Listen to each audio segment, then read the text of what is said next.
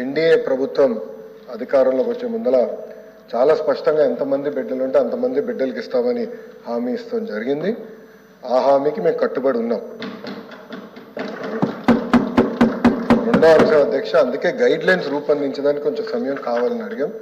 నేను కూడా ఇది కొంచెం సీరియస్గా తీసుకుంటున్నా. మంత్రులందరితో కూడా మేము చర్చిస్తున్నాం. గతంలో జరిగిన లోటుపాట్లు జరగకూడదనేది మా లక్ష్యం.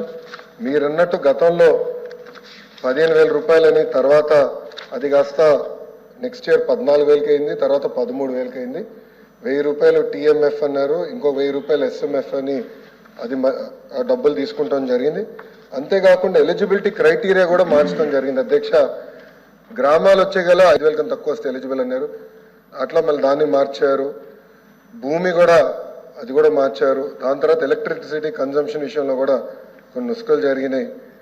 ఇంతేకాకుండా పాదయాత్రలో కూడా నేను అనేక మందిని కలిసినప్పుడు వాళ్ళు చాలా స్పష్టంగా మేము ఇప్పుడు అప్పు చేసి ఒక 4 వీలర్ 4th హ్యాండ్ బండి కొన్నాం అంటే 30,000 రూపాయలు 40,000 రూపాయలు పెట్టి ఒక స్కార్పియో కొనుక్కున్నాం. ఇమీడియట్గా తీసుకున్న వెంటనే మా తెల్ల కార్డు పోయింది, దానివల్ల మాకు రావాల్సిన సంక్షేమ కార్యక్రమాలన్నీ పోయినాయని వాళ్ళు నాకు చెప్తాం కూడా జరిగింది. ఇది కూడా మేము డిస్కస్ చేస్తున్నాం. ఎందుకంటే గ్రామ సచివాలయం, వార్డు సచివాలయాలు స్వామి గారి కింద ఉంది, మళ్ళీ ఆర్టీజీ నా కింద ఉంది. మీ ఇద్దరం కూర్చుని డేటాని కూడా ప్యూరిఫై చేయాలి, పకడ్బందీగా ఇది అమలు చేయాలనేది లక్ష్యంతో మేము చేస్తున్నాం అధ్యక్ష.